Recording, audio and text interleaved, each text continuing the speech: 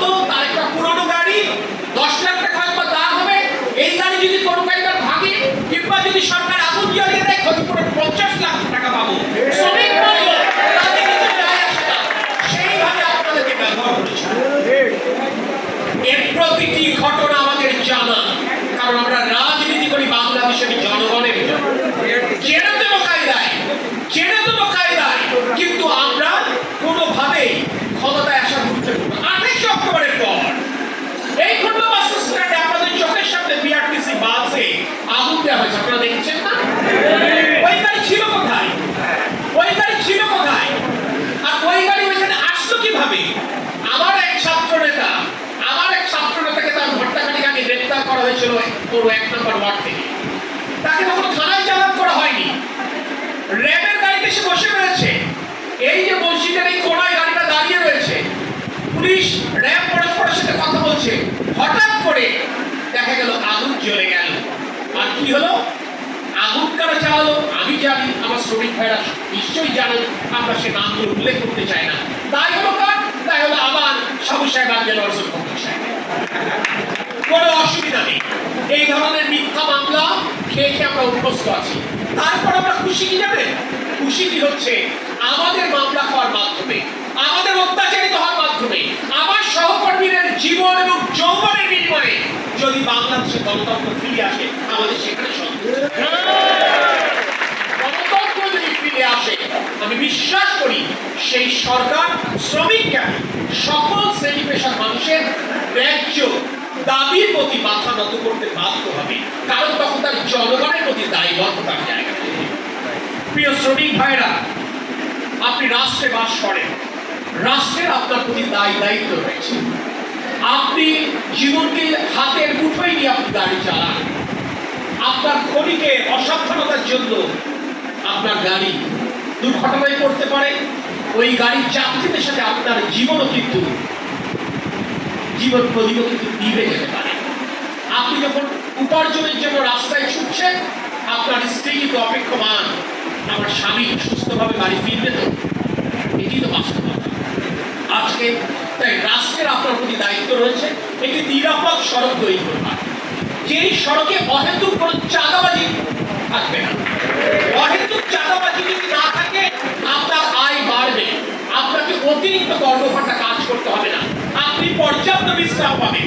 পর্যাপ্ত বিশ্রাম পেলে আপনার গাড়ি চালানোর সময় আপনার ভুল হওয়ার সম্ভাবনা কমে যাবে। আমরা যশোরে যারা বাস করি, আমি গর্ব করে বলতে পারি, আপনার সন্তানের যে শিক্ষা প্রতিষ্ঠানে পড়ালেখা করেছে, সেটি মাদ্রাসা হোক, সেটি স্কুল হোক, সেটি কলেজ হোক, আপনি খোঁজ নিয়ে দেখেন সেই শিক্ষা প্রতিষ্ঠান তৈরির পেছনে শহীদ রাষ্ট্রপতি জিয়াউর রহমান, দেশনেত্রী বেগম খালেদা জিয়া এবং আমাদের প্রয়াত অভিভাবক তরিকুল ইসলামের হাত রয়েছে। আমার শ্রমিক ভাইরা নিশ্চয়ই অসুস্থ হলে প্রাইভেট হাসপাতাল কিংবা ক্লিনিকে চিকিৎসা নিতে পারে না, তাদেরকে সরকারি হাসপাতালে যেতে হয়। এই সরকারি হাসপাতালকে 100 বেড থেকে 250 বেডে রূপান্তর করেছিল কে?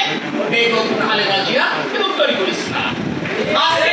মেডিকেল কলেজ, এই অঞ্চলের মানুষ উন্নত চিকিৎসা পাবে, তার জন্য 2006 সালে ঈদগাহ ময়দানে বেগম খালেদা জিয়া যশোরের মেডিকেল কলেজ প্রতিষ্ঠার ঘোষণা দিয়েছিলেন।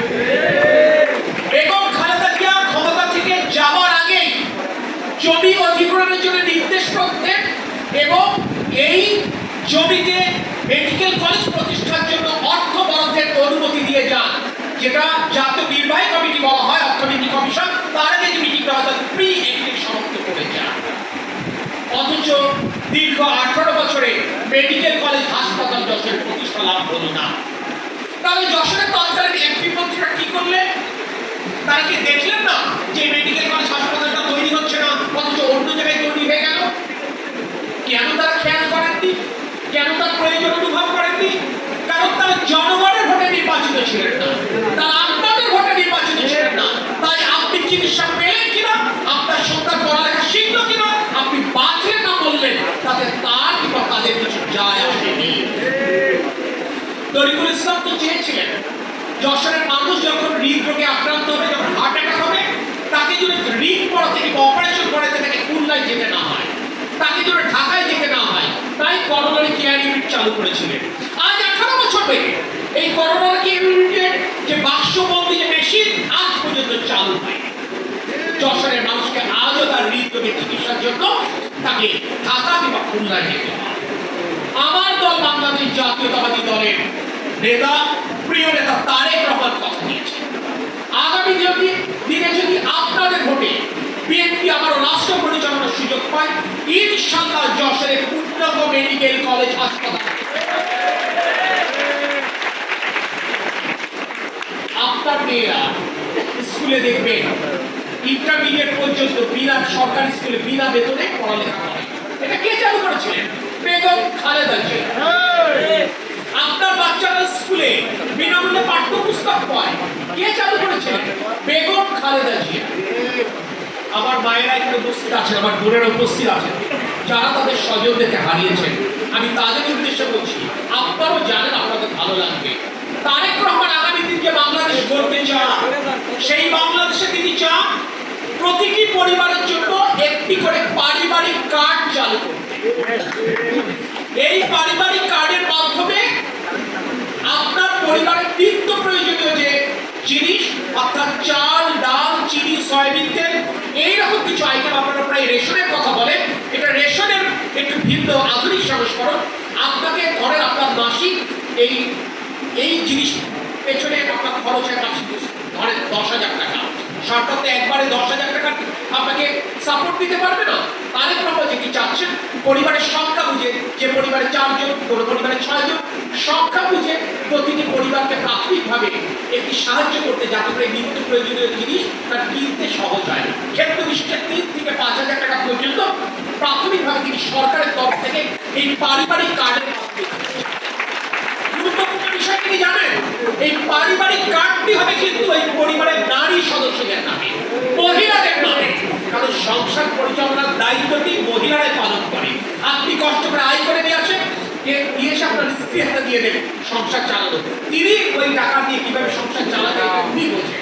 সেই কারণে এই পারিবারিক কার্ডটি চালু করতে চাই আমরা মহিলাদের নামে।